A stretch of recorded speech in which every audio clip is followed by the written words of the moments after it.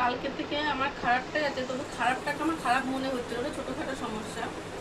তো বেশিটাই আনন্দই হচ্ছে, তোমাদেরও নিশ্চয়ই এরকমই আমার মতো আনন্দ হচ্ছে।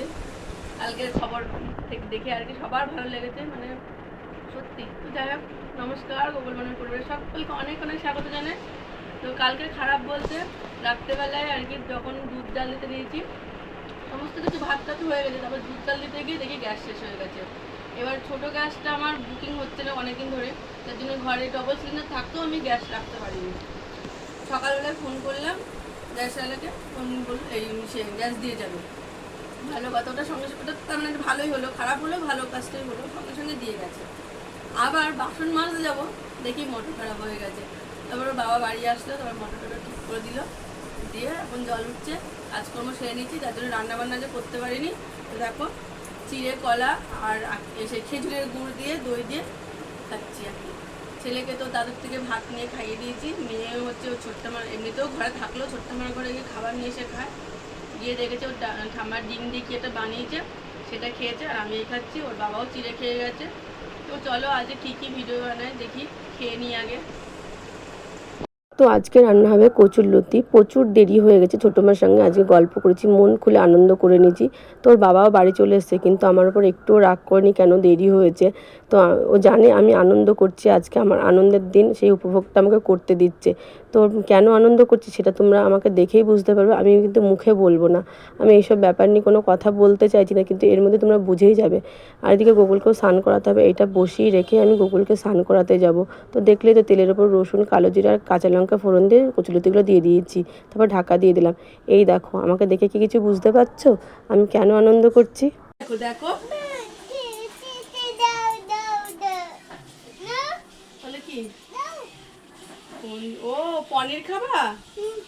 ও পনির খাবে, আচ্ছা দিচ্ছি, তুমি বসো, মেনে দিচ্ছি, বসো, হ্যাঁ লেগে যাবে, বসো দিচ্ছি, তুমি জলটা খাও।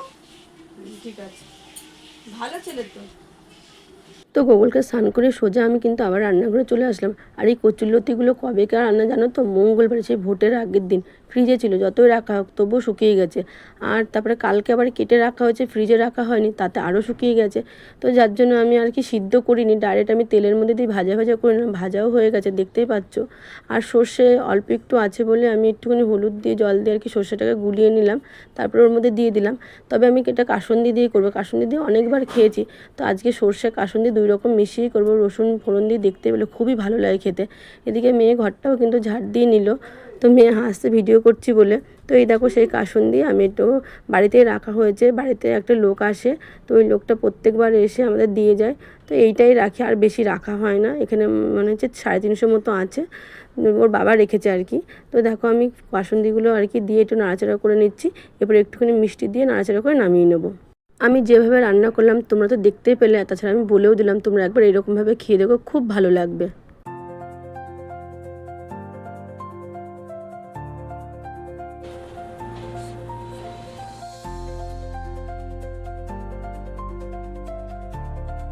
তো দেখো কি সুন্দর কালারটা হয়েছে, আর কি সুন্দর দেখতে, গোটা গোটাই কিন্তু রয়েছে। এদিকে ভাতটা উপর করে রেখেছিলাম, সেই ভাতটাকে হাঁড়িটাকে তুলে গ্যাসে বসাবো, যেহেতু ভাতের মার একটু হলো তো ভাতের তলায় থাকে, আর একটুখানি গরম মানে করে নেবো গ্যাসে দিয়ে, যাতে মাঠটা আর কি শুকিয়ে যায়। আর এই মাঠটা থাকলে, আর এখন যেহেতু গরম পড়েছে, এই মাঠটা থাকলে কিন্তু ভাতটা নষ্ট হওয়ার সম্ভাবনা।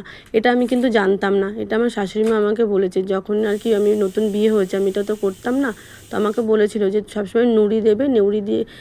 আর তাছাড়া তুমি যে গ্যাসে বা যে উনুনে যে যেরকম রান্না করে ভাতটা করলে কিন্তু এরকম বসিয়ে রাখবে, ভাতের যে মাঠটা শুকিয়ে গেলে তাহলে ভাতটা নষ্ট হবে না। হ্যাঁ বলো। আর এদিকে দেখো পটলগুলো যে ওর বাবা ভাজার জন্য কেটেছে, সেটা আমি জানতাম না, নাহলে কিন্তু কচুরলতি করার আগে আমি পটলটা ভেজে নিতাম, তারপরে কচুরলতিটা করতাম। তো আমি পটলের মধ্যে চিনিটা দিলাম না, আমি তেলের উপরে চিনিটা দিলাম যাতে কি তেলটা কম টানে। তো দেখো এবার পটলগুলো এক এক করে ভেজে নেবো। আর আমি না স্নান করা হয়নি, তো স্নান করতেও যাবো, তো বাবা বললো তুমি আগে একটু তরকারিটা বসিয়ে রেখে যাও, আমি দেখে নেবো। আর মেয়ে ওদিকে পুজোটা দিচ্ছে, তো আমি তাহলে বললাম তাহলে মশলাটাও রেডি করে রাখি পটল ভাজাটা হতে হতে। তো দেখো একটু নারকেল নিয়েছি, শুকিয়ে গেছে সেই কবেকার নারকেল, তো একটু কুড়িয়ে নিলাম। আর এই যে হচ্ছে নারকেল কোড়া, আর হচ্ছে জিরে ধনে গুঁড়ো, টমেটো আর কাঁচা লঙ্কা দেবো। আদা খেতে আমাকে ডাক্তারে বারণ করেছে জানো তো, আদা আমি আর এখন খেতেই পারবো না। তো অল্প পনির নিয়ে আসতে বলে আলু পটল দিয়ে পনির তরকারিটা হবে। এদিকে পটল ভাজাগুলো হয়ে গেছে, তো আমি সেটা দেখালাম না। তো ওই তেলের মধ্যে আবার পনিরগুলো ভেজে নিলাম, তাই জন্য পনিরগুলো একটু কালো কালো দেখতে লাগছে।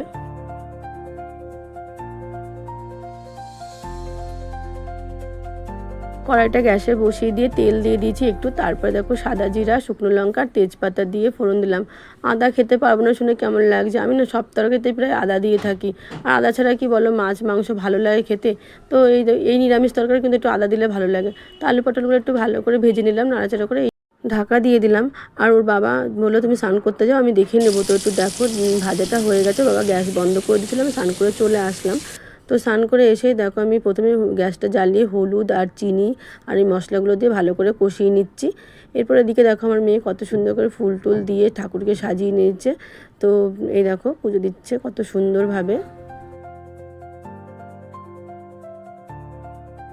তো তরকারিটা বেশ কষানো হয়ে গেছে, এরপর আমি জল দিয়ে দেবো। আর বেশি জল দেবো না, আমি একটু মাখো মাখো করেই করব। তবে কালারটা একটু কালচে হয়ে গেছে, ওই যে পটল ভাজার তেলটা যেহেতু দিয়েছি। তো একটু নুন দিয়ে দিলাম, আমার মনে হয় একটু নুন লাগবে। আর এদিকে একটু গরম মশলা গুঁড়ো দিলাম, দিয়ে এবার নামিয়ে ফেলবো। এই দেখো, তবে আজকে আমাদের অনেক পদ হয়েছে, দেখো কত রকমের। দেখো কচুরলতি, পটল ভাজা, কালকের মাছের ঝোল আছে, পনির তরকারি, তারপরে ডাঁটা দিয়ে ডাল, তার সঙ্গে ছোটো মা দিয়েছে ওই যে দিদার কাজে যে গেছিলাম সেচি শাক এনেছি, সেই সেচি শাক ভাজা, আর হচ্ছে মোচার তরকারি। আর যে নানান রকমের পদে খুবই ভালো। তবে দেখো আমরা কিন্তু মাছ মাংসটাই শুধু নেই, মাছ নিরামিষ সবই খাচ্ছি, আমাদের কোনো বাধা নেই, তাই না বলো? গুগলকে একবার দেখো, সারাক্ষণ শুধু এই জুতো পরতে চাইছে, জুতো ছাড়া ঘরের মধ্যেও জুতো পরে হাঁটবে, না দিলেই কান্নাকাটি করছে।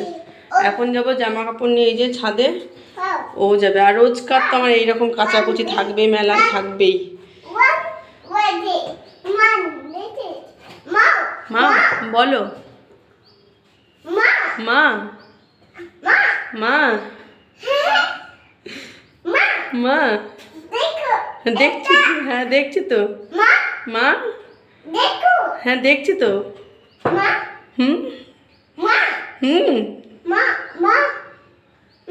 বলো। ইচ্ছা করে আরো করছে বেশি করে এরকম। চলো ছাদে চলো, ছাদে চলো, চলো। হুম,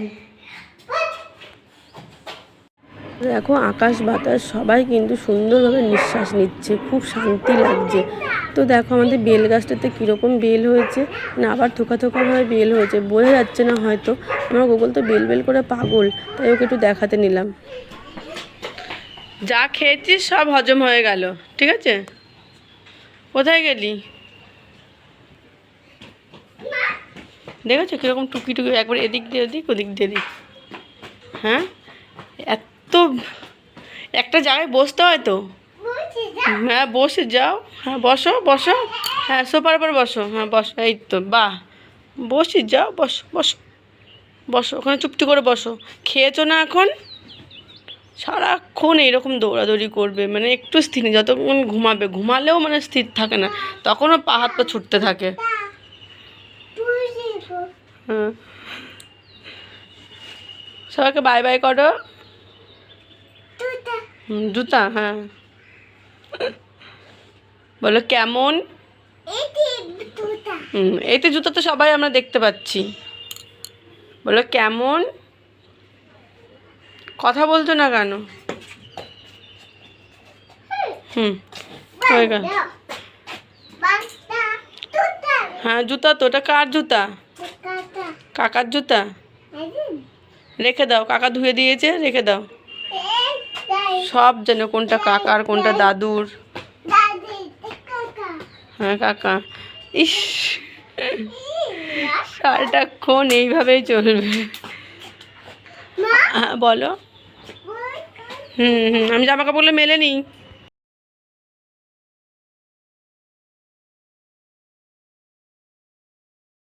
তো এখন সন্ধ্যা 6:30 বাজে, তোর বাবা তাড়াতাড়ি বাড়ি চলে এসছে। ওদিকে গোগলকে তো তখনই ঘুম পাড়িয়ে রেখে চলে এসেছি। তো আমি একটু ঘরে রেস্ট নিয়েছি। এদিকে আমি কাটিং করবো বলে সব গোছগাছ করে নিয়েছি। ওর বাবা বলছে একটু চা করো, আমি সন্ধ্যাটা দিয়ে দিচ্ছি। আমি ঠিক আছে তুমি দাও, তাহলে আমি চাটা করে দিই, তারপরে আমি কাটিং করতে পারবো। তো দেখো চায়ের বাটিটা দিনে শুধু চা পড়ে, যে চা ঢালা যায় না। তো আমি অনেক দিন ধরে ভাবছি এটা বাটি কিনতে যাবো, সেটা আর যাওয়া হচ্ছে না। তো এবার এটা কিনতেই হবে। আর আমি চা খাই না, তবে আজকে একটু মনে হলো চা খাই, যেহেতু ওর বাবা বাড়ি এসছে তাড়াতাড়ি করে। তো দুজন দেখো 2 কাপ চা নিয়ে বসে পড়লাম। এদিকে ওর বাবা ফোনের মানে খবর দেখছে, এদিকে দেখো আমি কাটিংয়ে সব গোছগাছ করে গেছি। তো আজকে ভিডিওটা এই পর্যন্ত, টাটা।